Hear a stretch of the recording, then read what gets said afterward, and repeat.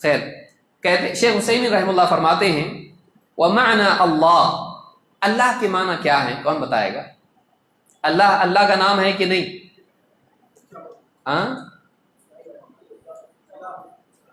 سچا معبود۔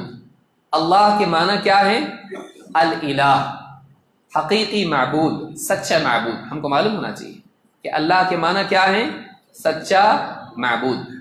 کہتے ہیں وَمَعْنَى اللہ الالہ وَإِلَٰهٌ بِمَعْنَى مَأْلُوبٌ أي معبود۔ الہ کے معنی کیا ہے؟ کہتے ہیں الہ کے معنی ہے مألوب، جس کو الہ مانا جائے، یعنی معبود جس کی عبادت کی جائے۔ الہ کے معنی کیا ہے؟ لیکن الالہ سے مراد کیا ہے؟ سچا معبود، کہ اللہ بس ایک معبود نہیں ہے، وہ معبود ہے جس کے سوا اور کوئی معبود نہیں ہے، جو واقعی بندوں کی عبادت کا حقدار ہے، دوسرے عبادت کے حقدار نہیں ہے۔ لوگ کر رہے ہیں اپنی جہالت میں، لیکن حقیقی معبود کون ہے؟ اللہ۔ تو یہ اللہ کا نام ہے اللہ، لیکن اس میں اور بھی نام آئے ہیں۔ یہ شرح العقیدۃ الواسطیہ میں شیخ عثیمین نے بات کہی ہے۔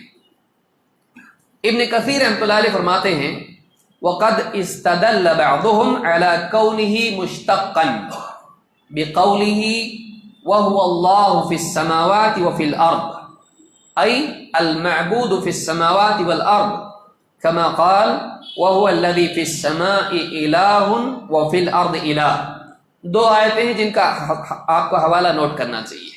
نمبر 1 سورۃ الانعام آیت نمبر 3، اور دوسرے سورۃ الزخرف آیت نمبر 84۔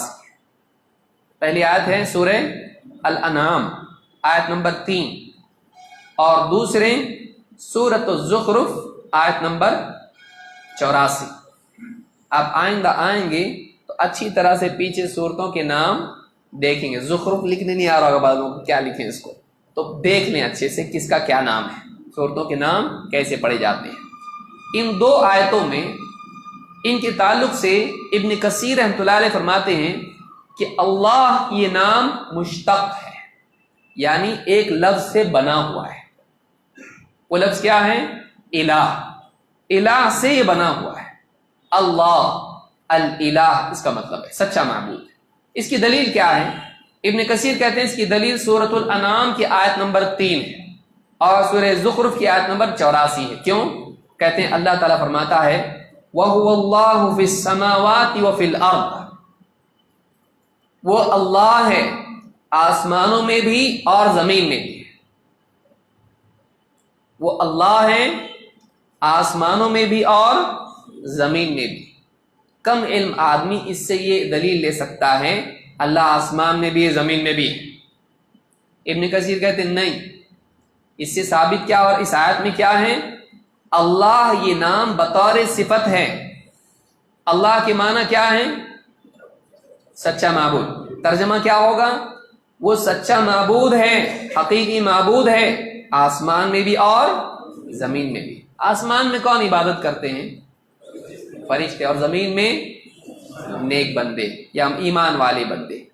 تو وہ آسمان میں بھی معبود ہے اور زمین میں بھی۔ یہ ابن کثیر کہہ رہے ہیں۔ کہتے کیوں ایسا؟ کہتے المعبود فی السماوات والارض، کہتے مطلب یہ ہے کہ وہ آسمانوں اور زمین میں معبود ہے۔ کیوں؟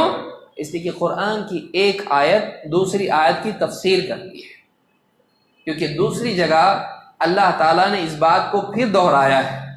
وہ کون سی جگہ ہے؟ دوسرا حوالہ کیا ہے؟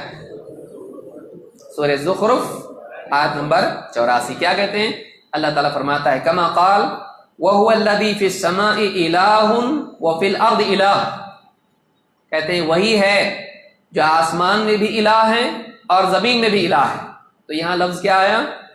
الہ، کہ وہ آسمان میں بھی معبود ہے اور زمین میں بھی معبود۔